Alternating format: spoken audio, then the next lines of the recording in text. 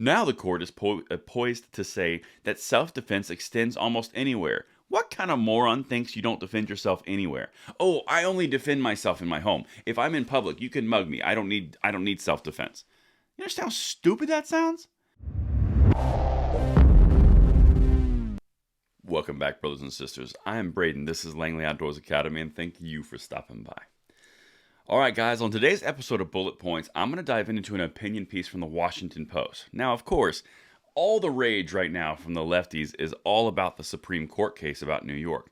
But this is interesting because the opinion piece author here, they actually dove into not only what it is, but their fears and really what's happening from a standpoint of, are they taking the states too far? What's going to happen? And pretty much undermining the Supreme Court completely. Now, one of the important parts about the leftists here is they always undermine what they don't agree with, and they always reinforce what they do agree with. There is no right or wrong. It's only what they think is right. It's about their opinion and their subjective opinion versus the actual fact and realities. And that's what this is about, and that's why I want to bring it to you. Because this is something that we are going to gain ground on, most likely, and they know it. But listen to how they're reacting here, because they're not only undermining the court, they're also besmirching the history that we come from. And it's just very interesting. It's linked in the description box below, and I want to hear what you guys think on this. But check this out, because this is where their minds are at right now. Opinion. The Supreme Court looks at the past to create a right-wing future. And right there, I'm going to start on the opinion, on the actual article title. The Supreme Court looks to the past. Yes, it's a Second Amendment. It was created in the past. It was our founding document. You don't cross that line. Similar with the First Amendment, all these amendments, you don't cross them. They're guaranteed rights. The past to create a right-wing future, and that's the important part, because what that sentence says is we're all normal. We're completely past this, and they're trying to take us to the right, a very, very far right-wing future, when the Second Amendment genuinely is there to provide a framework to say that you can't pass it from what we are. We are founded as a naturally conservative nation.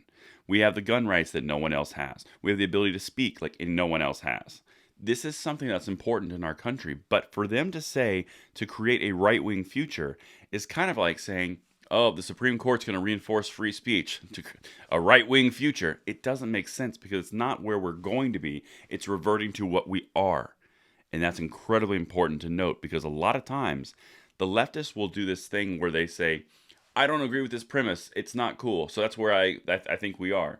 So you want to go back to what we were? You're too far right wing. No, we're reverting back to what we are, not what you think we are. And that's important. Now, check this out. This coming week, the Supreme Court will hear arguments in a case that could upend America's gun laws, in essence forcing every state, no matter the preferences of its inhabitants and political leaders, to treat guns the way conservative states do. Again, reinforcing this point. It's not about the way that they think it should be, it's the way that it is. They're reverting back to the laws that they've been infringing upon for 25 to 100 years, and they're saying, oh, you're taking us too far right. No, you took us too far left from our founding, and we are reverting it back to where it should be. That's the whole point of the judicial system. The Supreme Court is here to make sure we stay that guideline with the rails that we have. They took us far left. They established it as their norm, and now they're saying when you go back to the normal, the mean, they're saying, oh, you're taking us too far right. You're a fascist. It doesn't make sense, but it's a game that they play, and it's important to note it. And spread this out, because this is big. But now the question for the court's conservatives will be, how far do we want to go? Again, there goes the foregone conclusion. They're not even talking about if they're going to win this case. They're talking about, what are we going to do after we lose? And with a majority that has a vote to spare and is far to the right of where it was just a few years ago, they'll be willing to go pretty far. This is pure conjecture, and this is kind of going into the other articles that we covered. They're going to make cannons and Volvos, and tanks are going to be legal, going back to the fear campaign, because they're going to go too far.